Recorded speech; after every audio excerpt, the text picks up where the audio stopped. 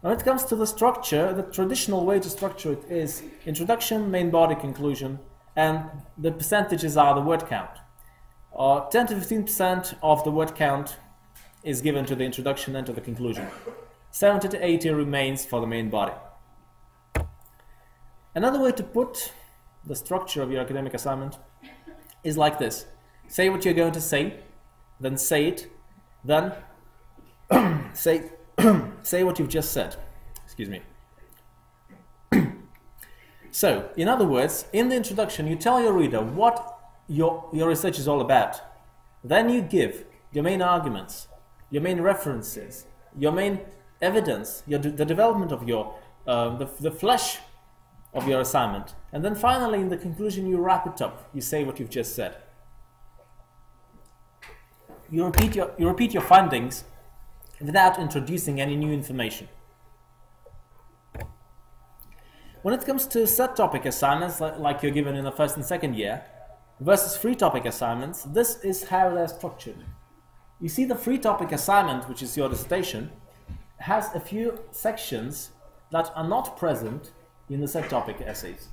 So you have the literature review, you have the methodology section, your methods of work, your analysis and discussion before you go to your conclusion. Now, I'd like to talk a bit about the abstract and the introduction. Basically, your introduction is like a door towards your assignment. Your reader should be able to open that door and see exactly what they want to see. See what the object, the context, and the method. See what your assignment is about, how you're approaching your topic, and in what context. And this door is quite shabby, and I must say that your introduction cannot be shabby, because it's the first thing that your reader reads, and it's the first thing that will help them decide whether it's good writing or not. So make sure that you develop it. In the introduction, in the abstract, you just basically give the same information as the introduction, but in the abstract you also tell about your conclusions. So the abstract is the thing that you write last. When it comes to the introduction, you summarize your research, you tell what it's about. Then you guide your reader, you mention the object, the context, and the method. And there's quite a lot of information in there. Introduction is very information-packed. It has many references too. It can have sometimes the references can be introduced in the main body, but I'm thinking now, you know, I've got all of this. I've got to put all of this in the introduction. I'm writing it in the beginning. I actually haven't done any of the research. How can I write about all of this? The answer is simple. Write it at the end. When I was teaching academic writing in the library, a student once came to me and said, you know, I don't know where to start. I can't write the first sentence of my introduction. And I said, well, have you written anything else? Like about, I don't know, the theories, about your experiment, about what you're doing? I said, well, no, I've got to write the introduction first because it goes first. That's not true. It's very unnatural to some people, but writing it at the end is the most obvious choice, and there are many reasons why. First of all, it's hard. Writing is hard work. Academic writing is even harder. You don't have all the information yet. You haven't got all your theories. You haven't got the application of those theories. You haven't got all your arguments in your essay or dissertation.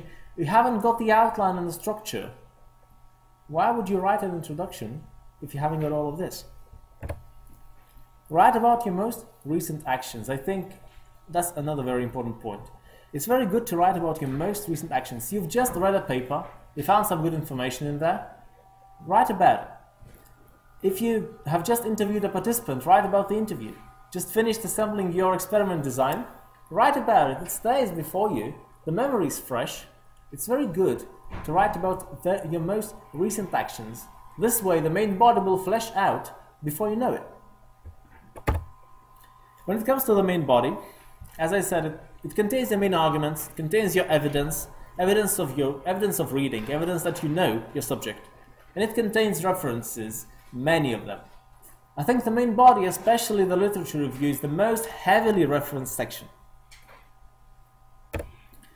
There are two principles according to which I like to structure assignments: the funnel and the hourglass.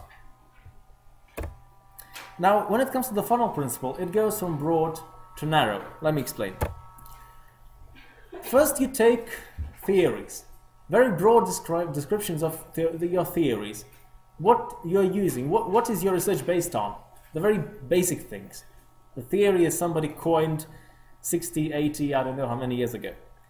Then you write about how those theories were applied in the real world, how they were tested in the real world, if they still work. And that you take from academic journals. And finally, you link your assignment question and the other's research. You write why everything you write in that bit, literature review, is actually relevant to your study. Why it's important. It's very important to be critical to understand why what you've read is important. Link all your arguments back to the assignment topic. Keep your reader focused. Remind your reader what the topic is. They do forget. Academic writing, no matter how good, it can still sometimes be quite dull. It is bedtime reading, especially PhD thesis. My master's thesis was also bedtime reading. I was falling asleep as I was writing it, so I pity my poor supervisor.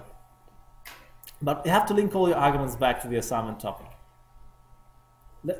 Keep your reader on track. Why it is important? Because it is relevant to the topic. And then you can mention once again what is the topic. When it comes to the hourglass principle, there are two ways, broad to narrow and back to broad. The hourglass principle works like this. It's more valid to academic assignments that are free topic assignments. So dissertations, final year projects, research reports. So once again, the top part is very much like the funnel principle. You have broad descriptions of the theories, then you have descriptions of their application in the real world, how they were tested, then your own data. This is when it comes to original data, your own data, your experiment design, your method. And then sections become interlinked. So, number 4, post-experiment data analysis. What have you found? That's linked to your data. You see the logical link. Then, number 5, discussion of how your findings are related to the previous research. And that's linked to the literature review, to the description of how those theories were applied, how they were tested. Finally, conclusion. When you move towards your conclusion, you're discussing how your study may have enriched and reinforced the theoretical framework. And I repeat, nobody expects groundbreaking research. Nobody expects a Nobel Prize winner at this level. What they expect to see is your understanding that my study is new because this theory is old, but my data is new. Nobody used this kind of data before. This is what is important. I'm sorry, people who are at the back, would you like to come at the front? There are some seats here, if you are not comfortable there. If you are, then...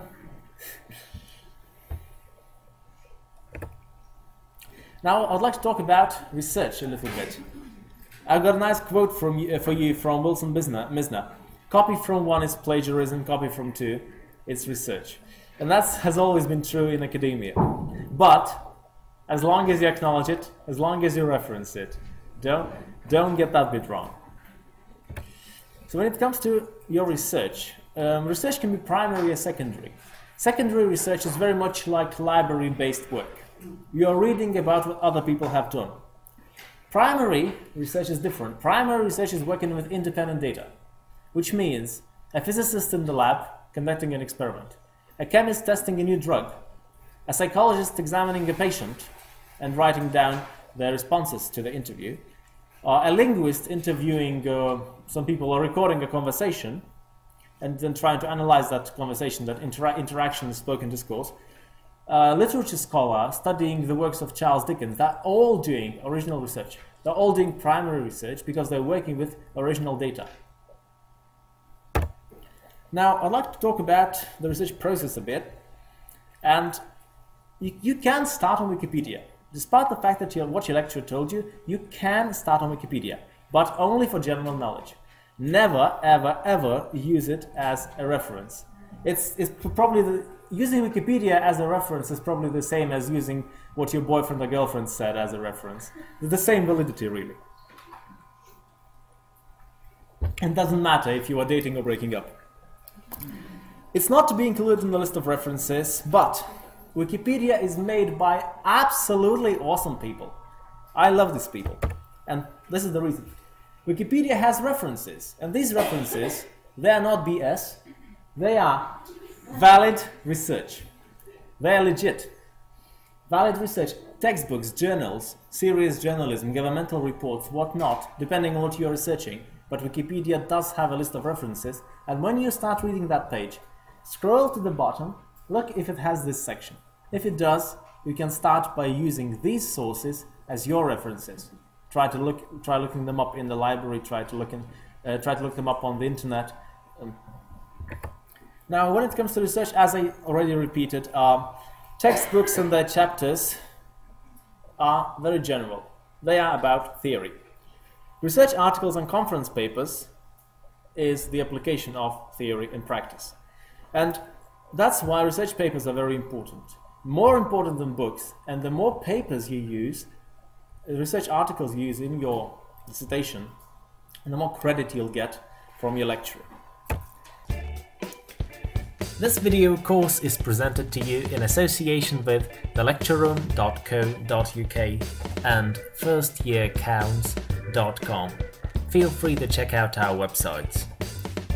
Also feel free to like our Facebook pages, facebook.com/thelectureroom1 for the lecture room and facebook.com/first.year.counts for firstyearcounts.com. This course is based on my book, From Confusion to Conclusion, How to Write a First-Class Essay. The book can be purchased from Amazon as a paperback and as a Kindle ebook. If you don't own a Kindle reader, Amazon has many applications for your PC, Mac, smartphone or tablet to download for free and read this book wherever you want, on whatever device you want. If you have any questions, please feel free to email me at first.year.counts@gmail.com. Also, if you liked this video, feel free to talk about it. Share it on Facebook, share it on Twitter, on LinkedIn, and if you decide to purchase my book and you like it, please write me a review on Amazon. Thank you very much, enjoy reading, enjoy writing.